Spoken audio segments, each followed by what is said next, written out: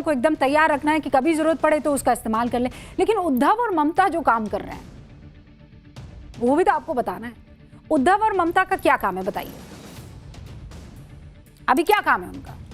उनका काम यह है पार्टी को एक रखना, सांसदों और विधायकों को बागी होने से रोकना, लीडरशिप रोल को निभाना, पार्टी को टूटने से बचाना, अगर पार्टी के किसी नेता की कोई नाराजगी है तो उसे दूर करना। लेकिन उद्धव और ममता दोनों नेता अपनी अपनी पार्टी के नेताओं को इस वक्त तो संभाल नहीं पा रहे हैं, ऐसा लग रहा है। उद्धव और ममता बनर्जी का घनघोर राहुकाल चल रहा है, ऐसा लग रहा है। और राहुकाल से बचने का एक ही तरीका है कि रोज अपनी पार्टी के सांसदों और विधायकों को मिले, और अगर एक लाइन आगे जाकर कहूं तो उनकी आरती उतारे, उनकी परेशानी को सुने। क्योंकि अगर ये सांसद विधायक नाराज हो गए तो कहीं ना कहीं पार्टी को नुकसान होगा और पार्टी को कहीं नहीं छोड़ेंगे। पार्टी, पद, पैसा सब छीन लेंगे। लेकिन उद्धव और ममता एक अलग ही मूड में दिख रहे हैं और इसका नतीजा दिख भी रहा है। और वो क्या? पहले उद्धव की बात कर लेते हैं। उद्धव की शिवसेना पहले ही दो फाड़ हो चुकी है। किस तरह आधी शिवसेना को लेकर उद्धव ठाकरे जैसे तैसे चल रहे थे, लेकिन अब तो वो भी नहीं है।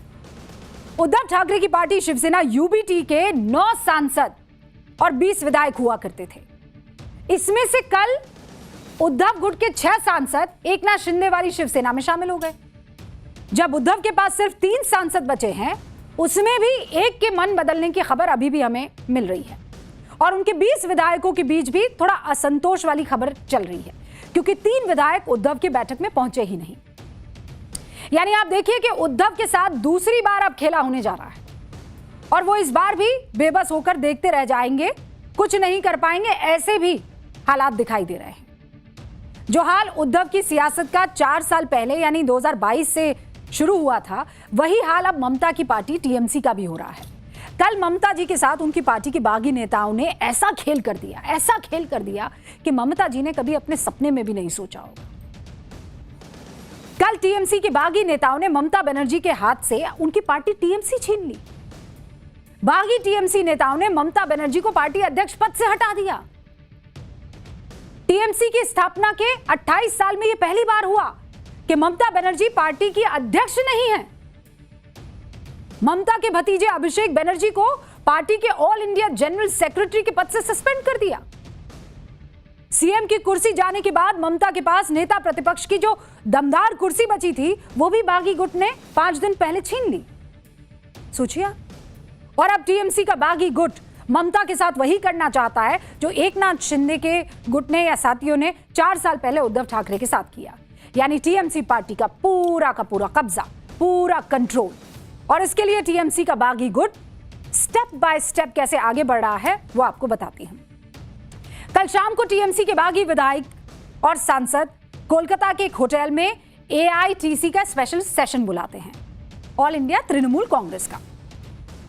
इस सेशन में टीएमसी के 60 बागी विधायक और 20 सांसद शामिल हो जाते हैं।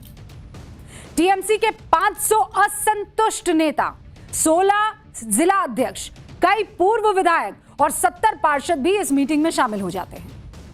और इस बैठक में टीएमसी की नई नेशनल वर्किंग कमेटी का गठन कर दिया जाता है।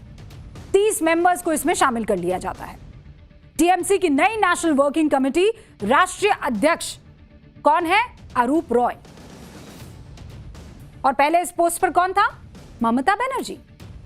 तो टीएमसी के नेशनल जनरल सेक्रेटरी बनाए गए संदीपन साहा, जावेद खान, ऋतव्रत बनर्जी। और पहले कौन होते थे इस पोस्ट पर? अभिषेक बनर्जी, फिरहाद हकीम, अरूप बिस्वास, रतन घोष। ये 3 लोग टीएमसी वर्किंग कमेटी के उपाध्यक्ष बनाए गए। यानी टीएमसी पूरी की पूरी बदल गई। चेहरा, मोहरा, नेता, लोग, पदवी सब बदल दिया। टीएमसी के बागी नेताओं ने ममता बनर्जी और अभिषेक बनर्जी को एकदम साइडलाइन कर दिया। इन दोनों मुक्त टीएमसी कर दी और टीएमसी वर्किंग कमेटी का गठन कर दिया। मतलब यह हुआ कि जिस टीएमसी में कभी ममता बनर्जी और अभिषेक बनर्जी की मर्जी के बगैर पत्ता नहीं हिलता था, उसी टीएमसी में अब ममता और अभिषेक की हैसियत सिर्फ एक साधारण ऑर्डिनरी लीडर जैसी हो गई। और लीडर भी नहीं भैया, कार्यकर्ता कहिए आप। कोई पद नहीं पार्टी में, कोई पावर नहीं। ममता गुट के नेताओं को अभी भी लग रहा है कि टीएमसी तो ममता बनर्जी के नाम पर रजिस्टर्ड है, इसको कौन हथिया सकता है किसी में इतनी हिम्मत? आप खुद सुन लीजिए। ऑल इंडिया तृणमूल कांग्रेस का जो स्पेशल सेशन का आयोजन किया गया था, उस स्पेशल सेशन में डेलीगेट लोग unanimously all India Trinamool Congress committee और एनडब्ल्यूसी इसका चुनाव हुआ है, गठन हुआ है। श्री अरूप राय जो पहला दिन से 1998 का पहला दिन से जो 138 एफिडेविट हुआ था, हर में अरूप राय जी का सिग्नेचर है। तो अरूप राय जी हमारा ऑल इंडिया तृणमूल कांग्रेस का चेयरपर्सन चुने गए हैं। इसके सिवाय अरूप राय छोड़ के और 29 लोग, टोटल 30 लोगों को लेकर एनडब्ल्यूसी का गठन हुआ है। ये मजाक है, ये एक सर्कस है। ममता बनर्जी अपन से तृणमूल कांग्रेस बनाई थी, वही तृणमूल कांग्रेस को एक विरोधी दल से ये प्रांत में शासक दल बनाए थे। तभी उनको हटा देगा कौन? बोलते ऋतुव्रत बनर्जी जो कुछ दिन पहले सीपीएम का सदस्य था। तो हम इसको पूरा न मानते हैं। जो लोग ये नया गुट में शामिल हुआ उसको तृणमूल से एक्सपेल किया जाएगा और जो कानूनी कार्रवाई है वो किया जाएगा। तो उद्धव और ममता की पार्टी में टूट हो गई तो इसका सीधा फायदा किसे मिलेगा आप जानते हैं? कौन बताएगा किसे मिलेगा? हाँ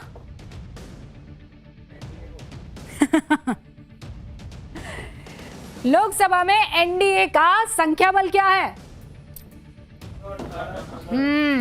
एनडीए के पास है 318 सांसद। ठीक है, ये कैसे हुआ? देखिए 20 आए किसके? टीएमसी के, और 6 जोड़ो इसमें किसके आए? यूबीटी के। तो ये हो गया 318। अब लोकसभा में 2/3 बहुमत जो है वो कितना है? 362। 2/3 बहुमत से कितना कम है एनडीए? तो फिर टूटेंगे तो कहां जाएंगे? फायदा किसे हुआ? एनडीए को। तो ये जो डगर है पनघट की वो बहुत खतरनाक है। और ये तो लोकसभा का इस वक्त मैं बता रही हूं। अब जरा आपको राज्यसभा का बताते हैं। राज्यसभा का डालिए भैया। राज्यसभा में एनडीए का संख्या बल क्या है? हाँ बहुत बड़े होशियार हो रहे हैं आप लोग। 154 सांसद है एनडीए के, सिर्फ 10 कम है। कितने कम है? 2/3 के लिए कितना चाहिए? 164। तो भाई कैंसिल माइनस कर लो ना, 164 तो कितना आ गया? 10 आ गया। अब ये जो टूट रहे हैं, बिखर रहे हैं, इसका खेल क्या है? ये खेल है यहां पर। और जब बंगाल में 3 सीटें अभी खाली हुई हैं तो वो भी घट जाएगा। तो 10 में से अगर माइनस कर दीजिए कितनी? 3, तो कितना हुआ? 7। तो ये कितना हो जाएगा? जोड़ो मतलब मैथ्स में बिस्वा बहुत काम करना है हमें। ये हो गया 7। अभी 3 खाली होंगी ना तो 7 आ जाएंगी। तो 2/3 बहुमत से कितना कम हो जाएगा एनडीए? फिर 7 हो जाएगा।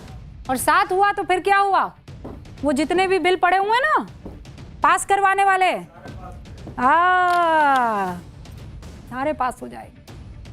मतलब संसद ने दोनों सदनों में एनडीए जिस स्थिति में थी उस स्थिति में